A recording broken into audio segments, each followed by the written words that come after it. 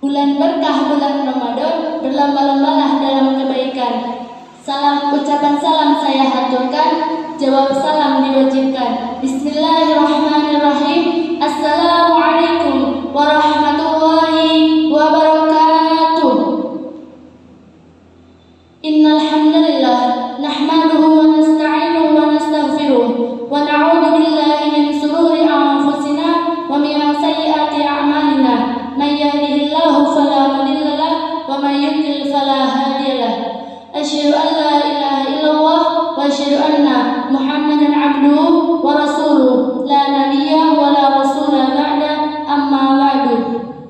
Pertama dan paling utama, tidak lupa kita panjatkan puji syukur kehadirat Allah Subhanahu wa taala yang telah banyak sekali memberikan kita nikmat iman, nikmat Islam, nikmat sehat sehingga kita dapat bertatap muka pada sore hari ini.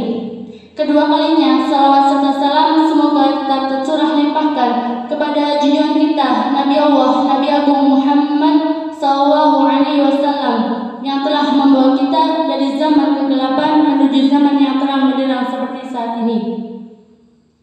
Iman tidak cukup diyakini dalam hati, namun harus diiringi dengan amal dan perbuatan.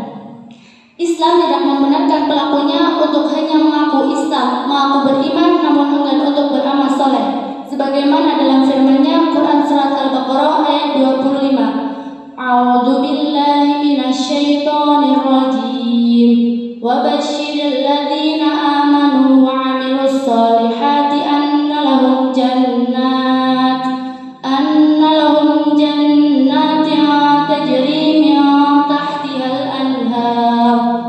Yang artinya, dan berikanlah kabar gembira kepada mereka yang beriman dan mengerjakan amal soleh bahwa disediakan bagi mereka surga yang mengalir di bawahnya sungai-sungai. Dari ayat tersebut ialah orang-orang yang beramal soleh akan diberikan surga yang mengalir di bawahnya sungai-sungai. Hubungan antara amal soleh dan surga. Yang pertama, masuk surga dengan amal soleh. Bisakah kita sebagai orang yang beriman masuk surga dengan amal soleh? Tentu saja, menurut zahir ayat-ayat Al-Quran, kita dapat masuk surga dengan amal soleh. Sebagaimana dalam firman-Nya Quran Surat Al-A'raf ayat 43. A'udzu billahi minasyaitonir rajim. Wa nudu atilkumul jannata uristumuha bima kuntum ta'malun.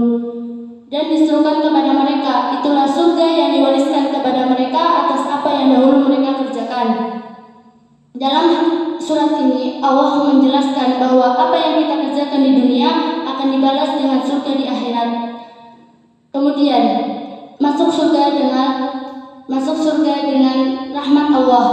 Dalam hadis Nabi SAW, sahabat Jabir menuturkan, Rasulullah SAW bersabda, la yudakhilu ahadan minkum amaluhu jannah wa la yujiruhu minan nari wa la ana illa birahmatin minallah. Amal seseorang tidak akan memasukkannya ke dalam surga dan tidak pula menjauhkannya dalam neraka. Begitu juga saya, kecuali dengan rahmat Allah.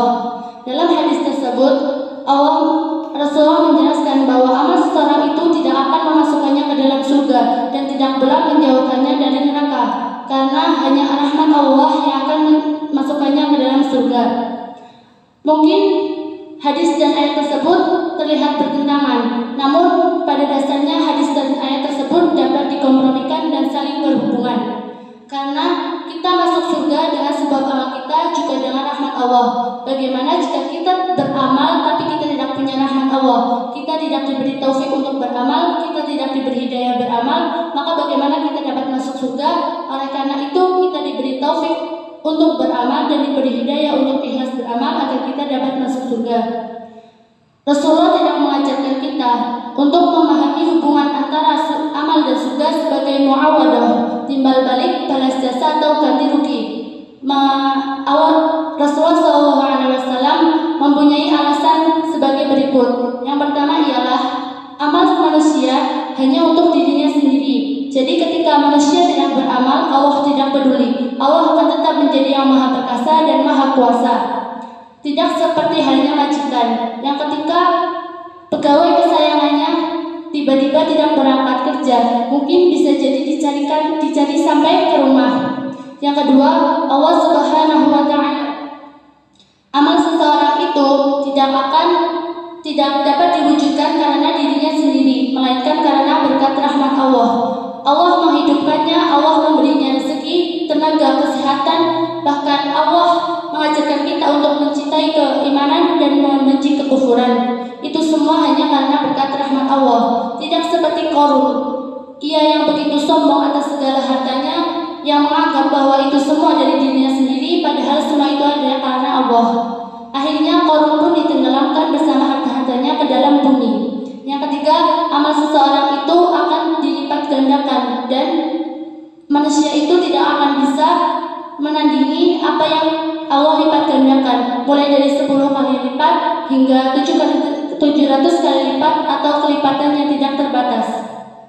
Yang keempat, nikmat dan kesenangan yang diberikan Allah itu tidaklah dapat mampu dibayar oleh manusia, karena kita diberikan kesehatan itu dari Allah dan kita beramal juga dari Allah. Mana mungkin kita dapat membayarnya semua itu.